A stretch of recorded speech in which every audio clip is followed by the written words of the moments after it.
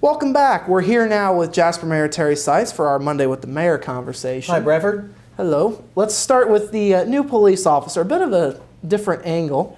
Very much so, and I can tell you the criteria for becoming a police officer in the state of Indiana is very, very detailed.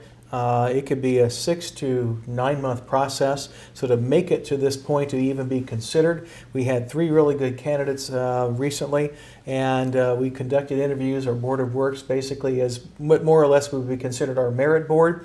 But we do this final interviews, but they have gone through interviews prior to getting us.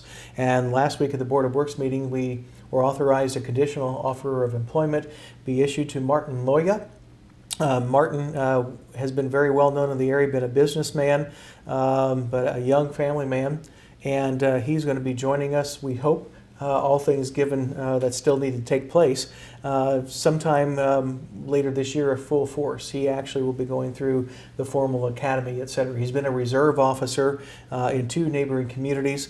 It's kind of a change in life for him. He's been in business, but he also felt kind of a calling about 2 years ago, and we're delighted. We look at all our officers, and I think Chief Mike Bennett has it right when he says everyone has kind of a special talent. It's a talent to be a police officer, but then there's maybe something, affinity for working with kids, the DARE program, maybe becoming more of an investigator, maybe the special emergency response team.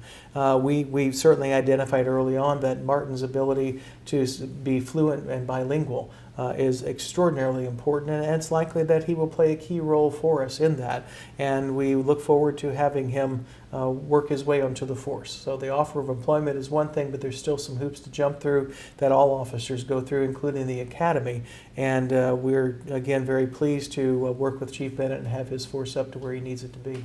Yeah, full force now, 21. First time in what seems like a while. Yeah, we have had, we knew that we had officers that are all in that same retirement age that were coming up. We did this several years ago, went through probably a half a dozen, if I recall correctly, prior to my administration. Now we've gone through that again. You have movement or opportunity, and police officers, of course, could, by state law, can put in 20 years and then kind of retire, but a lot of them, that opens them up to other things they want to do in life, maybe playing on that specialty. So this just happens. I think we have got some good officers, a blend of seasoned veterans with young officers who are being trained by these seasoned veterans, and ultimately gives us a really fine police force. And so, other things on the horizon now, we have the Aquatics Study.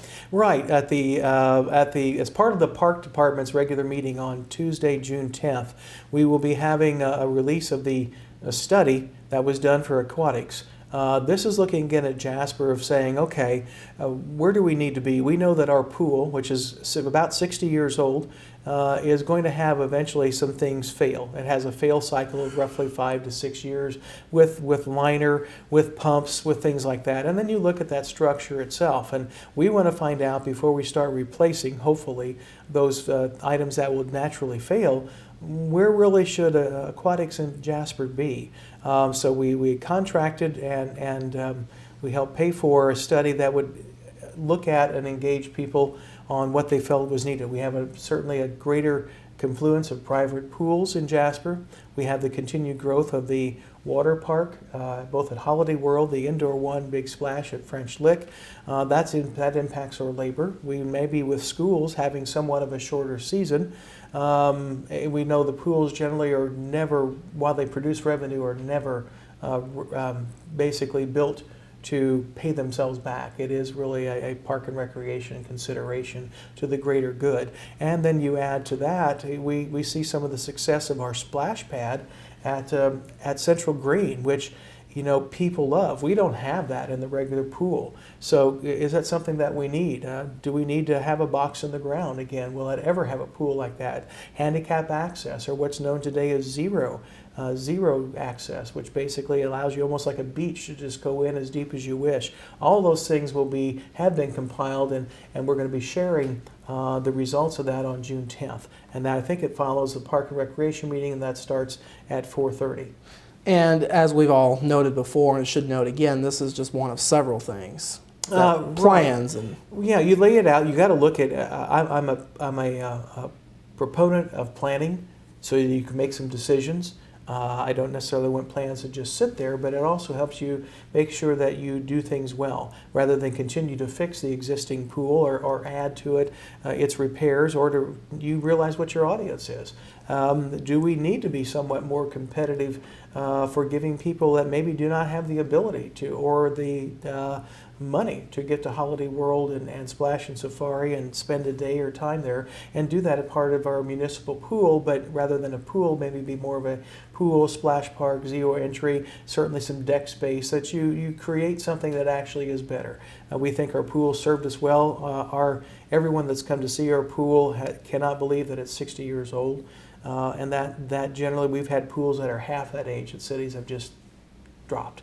So we'll see. We think this is a very proactive approach, and that's our style. And I look forward to getting the results. It'll certainly be interesting to see what they come up with. Right, in the end. and that doesn't mean we do things now, but what kind of funding is required if we wish to do that? How do we raise that money? Over a period of time, do we work and say, we got another good 3 or 4 years in our pool, but we're going to now move to this, and we're going to set funds aside each year so that when it comes right down to getting the job done, we could have money to pay for it, or a significant part of it in place, and then we could look at other things. So all that goes with it, but if you don't plan, you don't know. Absolutely. Well, Mayor, we appreciate your time once You're again welcome. this week. This has been Monday with the Mayor. We're back right after this.